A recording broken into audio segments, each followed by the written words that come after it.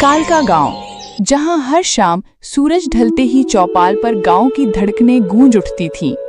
ये गांव अपनी सादगी और प्राकृतिक सुंदरता के लिए जाना जाता था, पर इसकी गहराइयों में सदियों से एक प्राचीन और भयावह किंवदंती सांस ले रही थी। काली गुफा और उसके भीतर छिपा सोने का मायावी पहाड़। इस किंवदंती ने अनगिनत पीढ़ियों को अपनी ओर खींचा था, पर कोई भी इसकी सच्चाई जानने की हिम्मत नहीं कर पाया था, क्योंकि कहा जाता था कि ये खजाना केवल धन नहीं बल्कि भ्रम, वासना और अंततः तबाही लाता है। जो इसे पाने की कोशिश करता है उसे अपने माया जाल में फंसा लेता है। गांव में इसे कालरात्रि का खजाना भी कहा जाता था, क्योंकि अक्सर पूर्णिमा की रात को जब गुफा से एक अजीब सी रोशनी निकलती थी तो कुछ गांव वाले अदृश्य आवाजें सुनने का दावा करते थे। उस दिन भी चौपाल पर लोग इकट्ठा थे। सूरज का आखिरी रंगीन प्रकाश धीरे धीरे पहाड़ी की ओट में छिप रहा था और उसकी जगह एक अजीब सी उदासी और घना अंधेरा ले रहा था। हवा में ठंडक घुल रही थी और दूर जंगल से आती सियार की रहस्यमयी आवाजें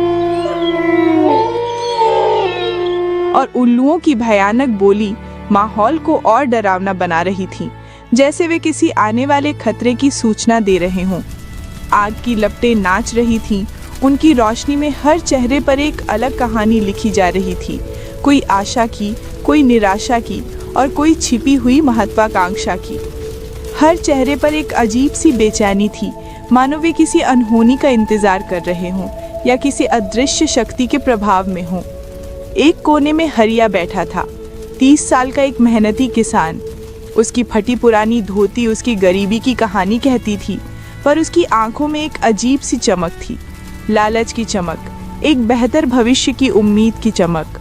वो गरीबी से आज़ादी चाहता था, एक ऐसा सपना जो उसे रातों को सोने नहीं देता था, जो उसके हर विचार पर हावी था। उसने अपने खून पसीने से जमीन सींची थी, पर गरीबी उसके पीछे साए की तरह चलती थी। आज उसकी आंखों में एक नई रोशनी थी, एक ऐसी आशा जो उसे किसी भी कीमत पर हासिल करनी थी। उसके मन में एक स्पष्ट तस्वीर थी, सोने के ढेर, एक नया घर और उसके बच्चों के चेहरे पर कभी न मिटने वाली खुशी। उसके ठीक बगल में शांति बैठी थी, 25 साल की एक युवती। उसकी सुंदरता के साथ साथ उसकी तेज तर्रार बुद्धि और आत्मविश्वास भी गांव में चर्चा में था। वह केवल सुंदर ही नहीं बल्कि चालाक और महत्वाकांक्षी भी थी, पर उसकी मुस्कान में कुछ ऐसा छिपा था जो केवल वही जानती थी। एक गहरी कुटिलता, एक गुप्त योजना जो इस मायावी खजाने से जुड़ी थी। शांति इस गांव के छोटी सोच और पितृसत्तात्मक नियमों से घुटन महसूस करती थी।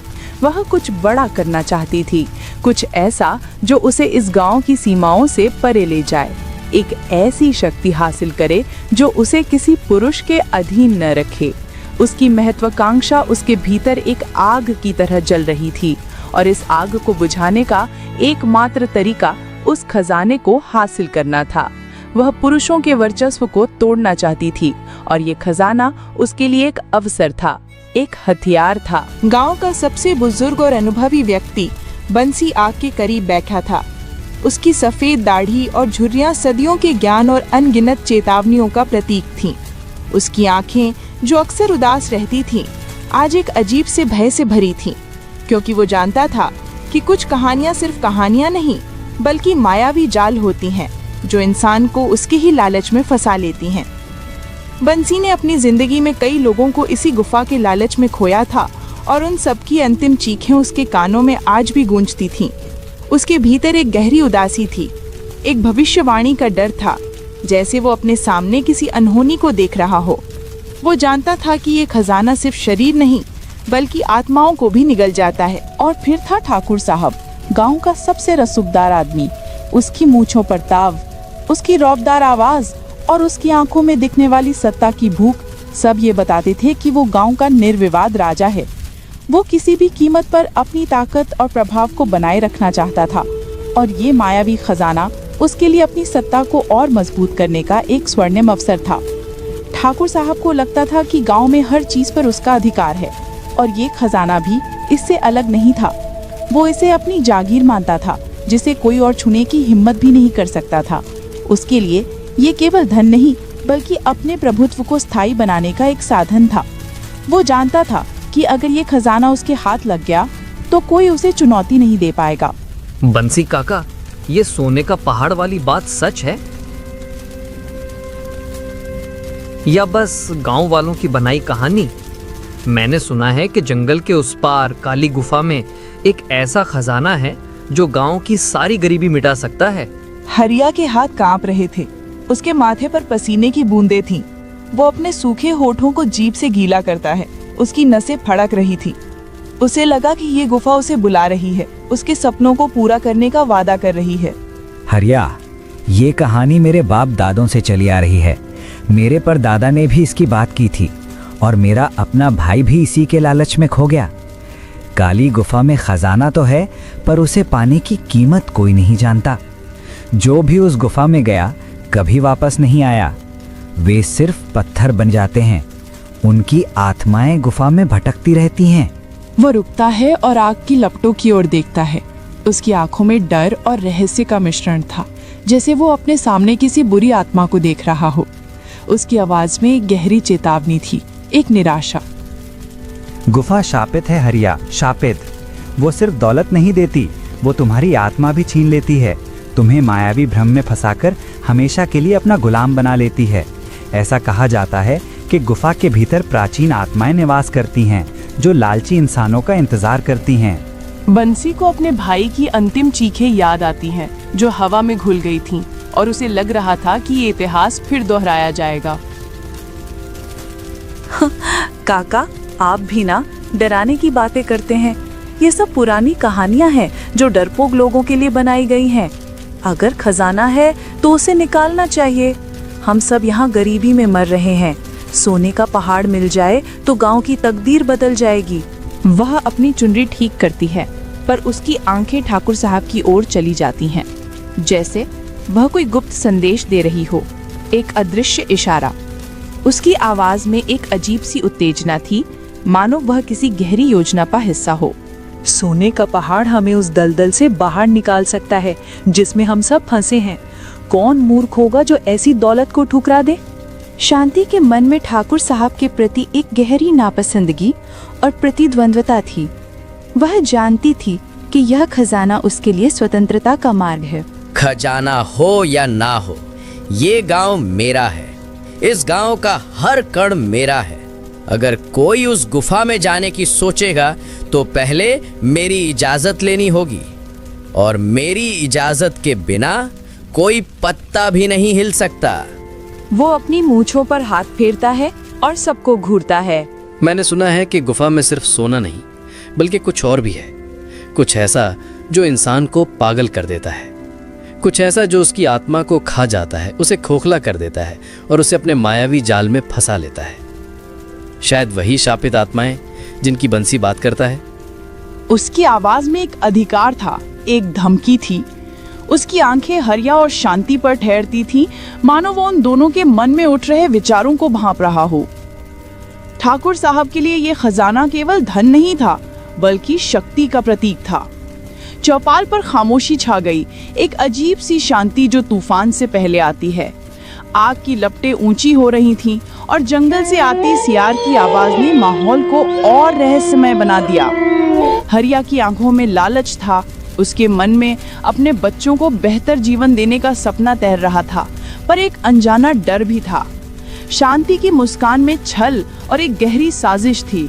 बंसी की बातों में डर और प्राचीन ज्ञान का बोझ था और ठाकुर साहब के शब्दों में सत्ता की भूख और एक छिपा हुआ एजेंडा था। उस रात गांव के 4 लोग एक फैसला लेने वाले थे जो उनकी जिंदगी को हमेशा के लिए बदल देगा।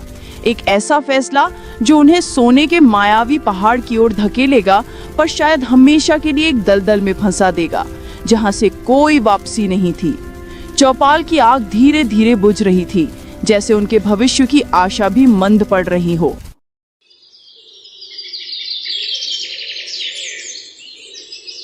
अगली सुबह सूरज अभी पूरी तरह निकला भी नहीं था कि हरिया, शांति, बंसी और ठाकुर साहब ने काली गुफा की ओर जाने का फैसला कर लिया।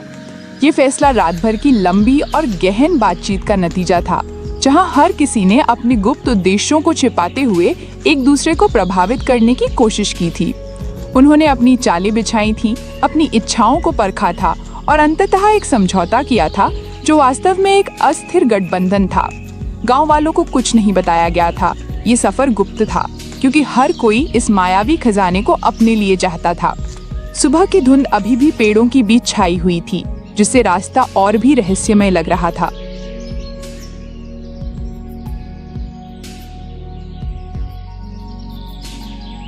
हरिया अपनी गरीबी मिटाना चाहता था। उसके दिमाग में केवल एक ही तस्वीर थी, सोने के ढेर, एक नया जीवन, अपने बच्चों के लिए एक उज्जवल भविष्य। ये खजाना उसके लिए मुक्ति का मार्ग था, एक ऐसा अवसर जिसे वो खोना नहीं चाहता था। उसके कदमों में तेजी थी, जैसे कोई अदृश्य शक्ति उसे खींच रही हो। शांति के मन में कुछ और ही चल रहा था, एक ऐसी चाल जिसकी भनक किसी को नहीं थी।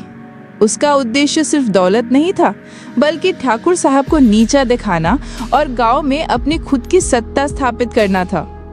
वो जानती थी कि इस खजाने से वो ना केवल अमीर बन सकती है, बल्कि ठाकुर साहब को भी कमजोर कर सकती है। उसके चेहरे पर एक अजीब सी गंभीरता थी, जो उसकी गहरी साजिश का संकेत दे रही थी। बंसी चाहता था कि पुरानी मायावी कहानियां सच ना हो, कि वो उन लोगों को बचा सके जिन्हें वह अपने परिवार की तरह मानता था। उसके दिल में एक डर था कि इतिहास खुद को दोहराएगा और ये तीनों भी उसी भाग्य का शिकार होंगे। वो उन्हें बचाने के लिए अपनी जान दांव पर लगाने को तैयार था। उसके चेहरे पर एक उदासी और चिंता थी जो उसके मन की अशांति को दर्शा रही थी। और ठाकुर साहब वो अपनी ताकत को और बढ़ाना चाहता था। उस खजाने पर अपना एकाधिकार स्थापित करना चाहता था। वो जानता था कि इस खजाने से उसकी सत्ता अजेय हो जाएगी।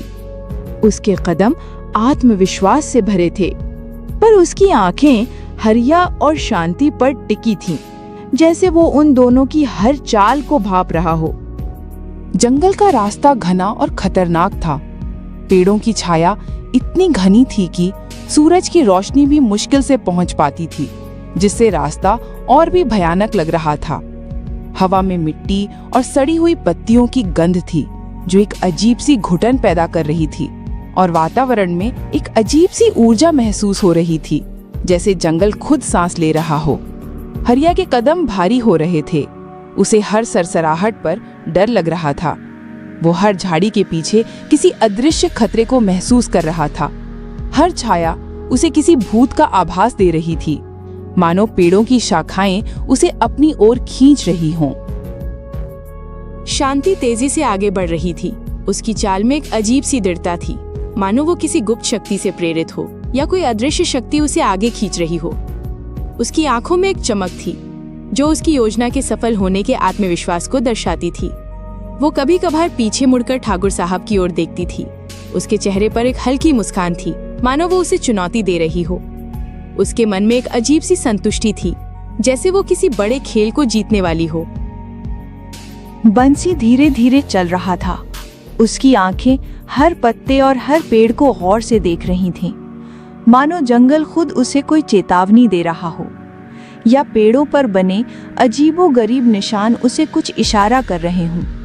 वो बार बार पेड़ों के तनों पर बने अजीबोगरीब निशानों को देख रहा था, जो प्राचीन समय से चले आ रहे थे और उसे उन कहानियों की याद दिला रहे थे जो उसे डराती थीं, उन शापित आत्माओं की जो इस जंगल में भटकती थीं।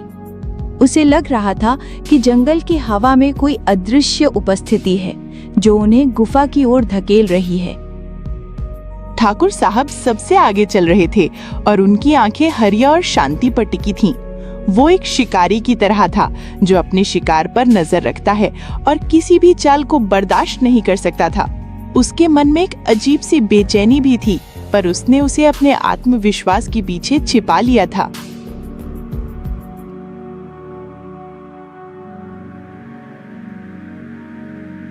ये जंगल जितना खूबसूरत है उतना ही डरावना भी। हर पेड़, हर आवाज मुझे डरा रही है। पत्तों की सरसराहट भी मुझे किसी की फुसफुसाहट जैसी लग रही है। क्या हमें सचमुच ये करना चाहिए? काका ने कहा था कि गुफा शापित है और मुझे अब उनकी बात पर यकीन हो रहा है। मेरे रोंगटे खड़े हो रहे हैं। हरिया की आवाज कांप रही थी। उसके माथे पर पसीने की बूंदें थी।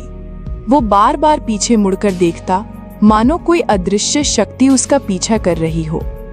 उसे लगा कि वो किसी बुरे सपने में फंस गया है, जिससे बाहर निकलने का कोई रास्ता नहीं। हरिया, डरपोक मत बन। तूने अभी तक गरीबी के अलावा कुछ नहीं देखा। अगर खजाना मिल गया तो तू अपने बच्चों को राजा बना सकता है। ये मौका बार बार नहीं आता। अगर तूने इसे छोड़ दिया तो ताउम्र पछताएगा। हिम्मत कर हरिया, हिम्मत। दौलत सिर्फ बहादुरों के लिए होती है, डरपोकों के लिए नहीं। वह तेजी से आगे बढ़ती है, पर उसकी नजर ठाकुर साहब पर रहती है। उसके शब्दों में एक अजीब सी मोहिनी थी, जो हरिया को आगे बढ़ने पर मजबूर कर रही थी। मैंने अपने चाचा को इस गुफा में जाते देखा था। वो भी कभी नहीं लौटा। उनकी चीखें आज भी मुझे सुनाई देती हैं। मैं सिर्फ इसलिए आया हूं ताकि तुम लोग कोई गलती ना करो, ताकि तुम तीनों बच सको, इस शाप से बच सको। पर मुझे लगता है हम पहले ही गलती कर चुके हैं। ये जंगल हमें अपनी ओर खींच रहा है, एक ऐसे दलदल की तरह जो सबको निगल जाता है। वह रास्ते की झाड़ियां हटाता है, पर उसका चेहरा चिंता से भरा है। लालच एक ऐसी आग है जो सबको जला देती है, इंसान को अंधा कर देती है। ये तुम्हें सिर्फ अंधेरे में धकेलेगी, जहां से कोई वापसी नहीं होगी। उसने अपनी आंखों से कई लोगों को इस लालच में तबाह होते देखा था। बंसी, तुम बूढ़े हो गए हो, पर डरने की कोई जरूरत नहीं। मैं हूं ना। अगर कोई खतरा होगा तो मैं संभाल लूंगा। मैंने अपनी जिंदगी में बहुत खतरे देखे हैं। मेरे सामने मौत भी घुटने टेक देती है। वह आगे बढ़ता है, पर उसकी नजरें शांति पर टिकी हैं। किसी को डरने की जरूरत नहीं। जब तक मैं यहाँ हूँ, मैं इस गांव का सबसे शक्तिशाली आदमी हूँ। ये खजाना मेरा है और इसे पाने से कोई नहीं रोक सकता। उसे लगा कि वो इस जंगल और गुफा का मालिक है। जंगल की सैर खामोशी में बदल गई, एक ऐसी खामोशी जो चीख से भी ज्यादा डरावनी थी। चारों के बीच तनाव बढ़ रहा था। एक अजीब सी बेचैनी हवा में तैर रही थी, हर गुजरते पल के साथ बढ़ती जा रही थी। हर कदम पर एक नया संदेह पैदा हो रहा था। शांति बार बार ठाकुर साहब की ओर देख रही थी, जैसे वो कोई योजना बना रही हो। हरिया का डर बढ़ता जा रहा था, पर लालच उसे आगे खींच रहा था। बंसी का चेहरा उदासी और चिंता से भरा था। उसके मन में पुराने बुरे सपने घूम रहे थे, और ठाकुर साहब की नजरें हर किसी पर थी, जैसे वो सबको परख रहा हो। जंगल की हर आवाज, हर सरसराहट उनके अंदर के डर को बढ़ा रही थी और उन्हें काली गुफा की ओर धकेल रही थी, जहां उनका मायावी भाग्य इंतजार कर रहा था। पेड़ों की जड़ें उनके पैरों में उलझ रही थी, मानो उन्हें रोकने की कोशिश कर रही हों। कई घंटों की थका देने वाली और भयानक यात्रा के बाद चारों काली गुफा के मुहाने पर पहुंचे।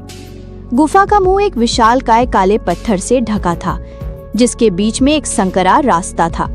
इतना संकरा कि एक बार में केवल एक व्यक्ति ही अंदर जा सकता था। पत्थरों पर अजीबोगरीब आकृतियां बनी थीं, मानो किसी प्राचीन सभ्यता ने वहां कोई रहस्य छुपा रखा हो या कोई चेतावनी उकेरी हो जो अदृश्य शक्तियों द्वारा संरक्षित थी। गुफा के मुहाने पर ठंडी हवा का एक झोंका आया, जिससे उनके रोंगटे खड़े हो गए और एक अजीब सी ऊर्जा महसूस हुई। हवा में एक अजीब सी सिसकारी की आवाज आ रही थी, जैसे कोई अदृश्य प्राणी सांस ले रहा हो या कोई आत्मा बिलख रही हो जो उन्हें अंदर आने से रोक रही थी। पत्थरों से रिसता हुआ पानी भी एक अजीब सी धुन पैदा कर रहा था। चारों ने एक दूसरे को देखा। उनके चेहरों पर डर, लालच और रहस्य का मिश्रण था, एक ऐसा मिश्रण जो उन्हें आगे बढ़ने पर मजबूर कर रहा था। एक अदृश्य शक्ति उन्हें अंदर खींच रही थी।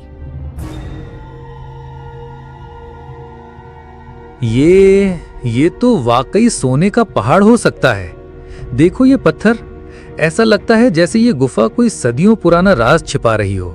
इसकी बनावट, इसकी चुप्पी, सब कुछ रहस्यमय है, पर ये हमें बुला रही है, मुझे यकीन है। हरिया गुफा के पास जाता है, पर उसकी टांगें कांप रही थीं। उसके हाथ पसीने से भीगे हुए थे। वो पत्थर को छूने के लिए हाथ बढ़ाता है, पर डर उसे रोक लेता है। उसकी आंखों में सोना चमक रहा था, पर उसका शरीर डर से सिहर रहा था। उसे लगा कि गुफा का प्रवेश द्वार किसी राक्षस का मुंह है, जो उसे निगलने के लिए खुला है। हरिया, अगर तुझे डर लग रहा है तो वापस जा। ये मर्दों का काम है, हिम्मत वालों का काम। या तू हमेशा अपनी झोपड़ी में ही सड़ता रहेगा। ये मौका बार बार नहीं आता। हिम्मत कर हरिया, हिम्मत। दौलत सिर्फ बहादुरों के लिए होती है, डरपोकों के लिए नहीं।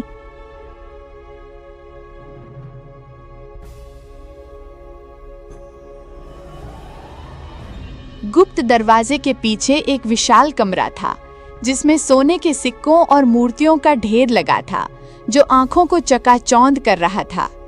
चमकती हुई दौलत ने हरिया और ठाकुर साहब को अपनी ओर खींच लिया। उनकी आंखें लालच से भर गईं।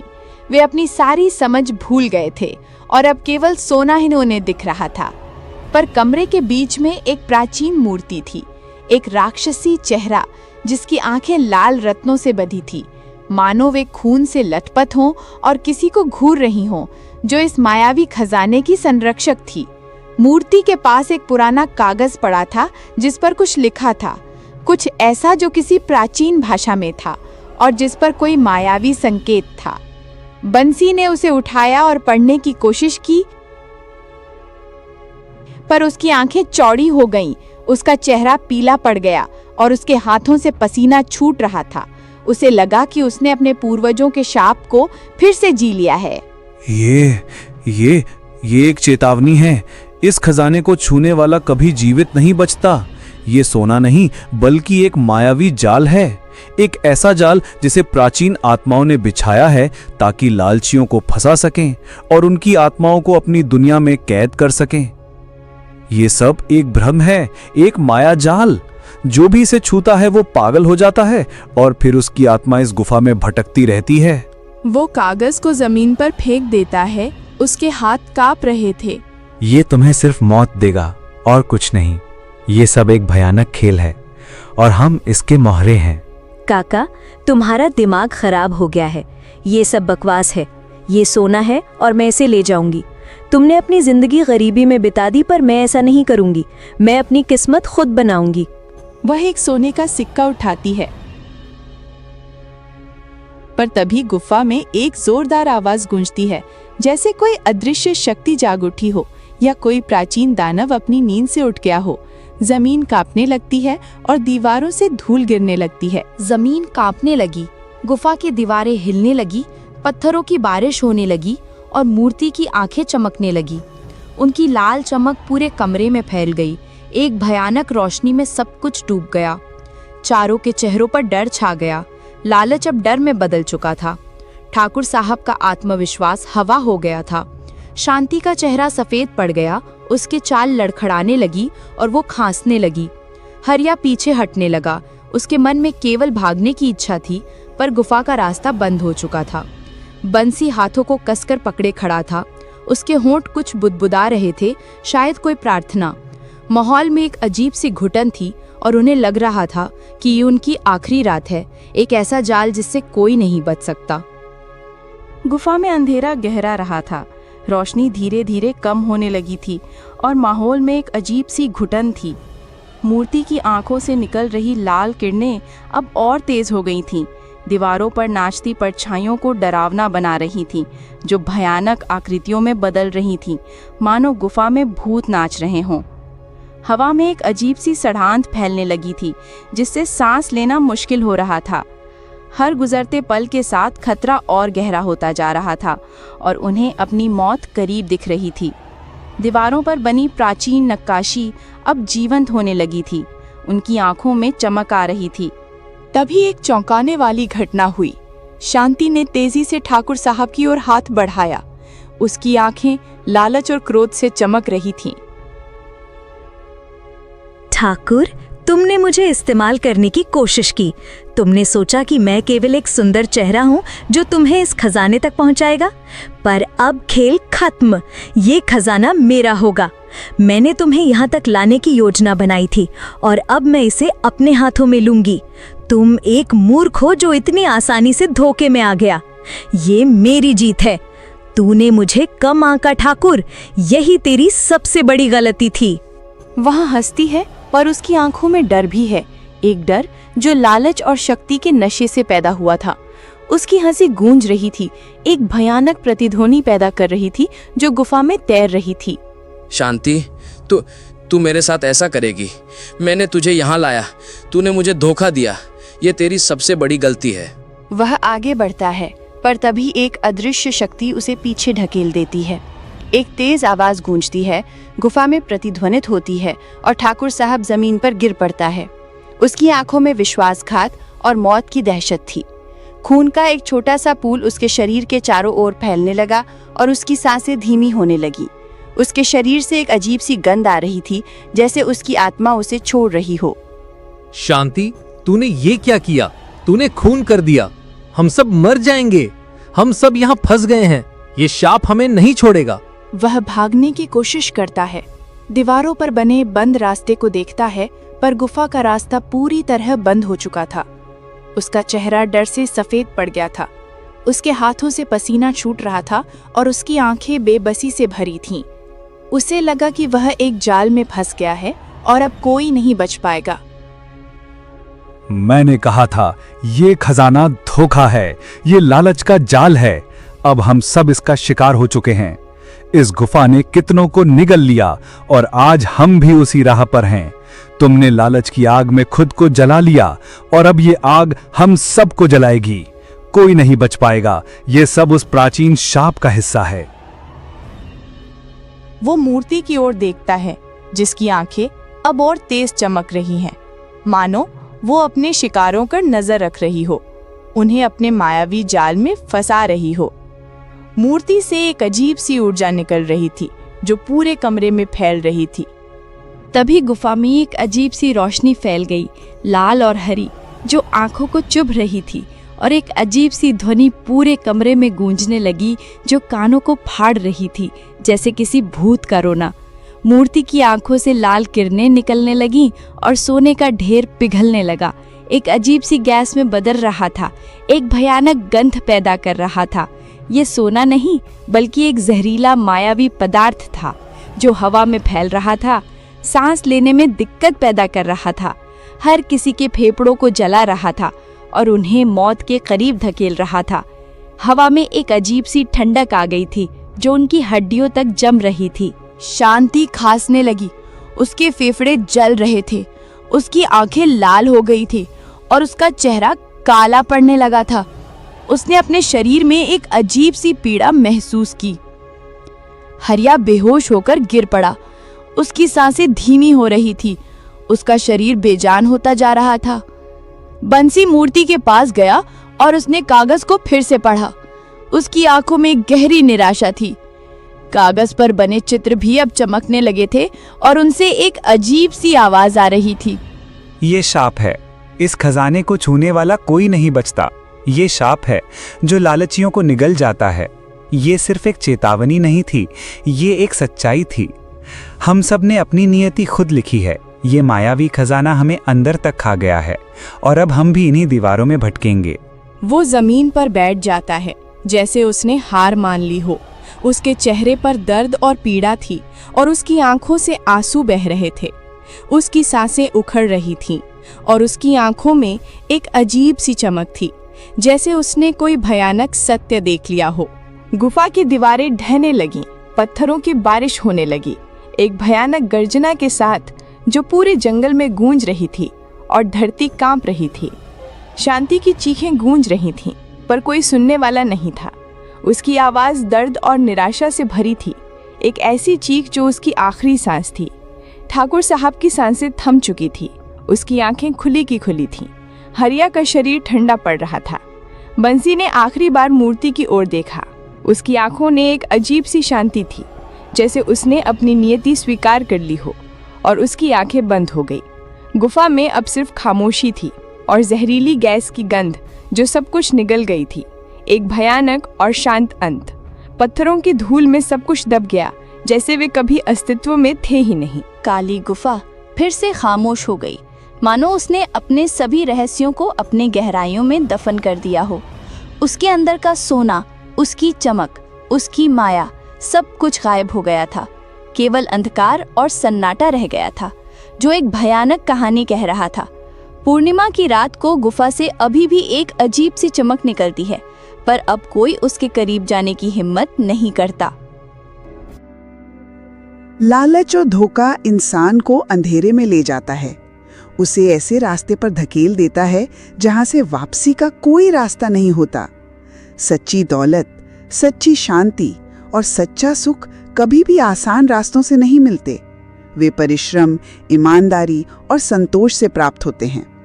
काली गुफा आज भी एक सबक है उन सभी के लिए जो आसानी से अमीर बनने का सपना देखते हैं, और ये याद दिलाती है कि कभी कभी सबसे बड़ा खजाना वो नहीं होता जो चमकता है, बल्कि वो होता है जो तुम्हें भीतर से संतुष्ट करता है। ये कहानी हमें सिखाती है कि सच्ची खुशी और समृद्धि बाहरी वस्तुओं में नहीं, बल्कि हमारे मूल्यों और रिश्तों में निहित है, और मायावी चमक हमेशा सच नहीं होती। ये गुफा एक चेतावनी है उन सभी के लिए जो अंधे लालच में पड़ते हैं,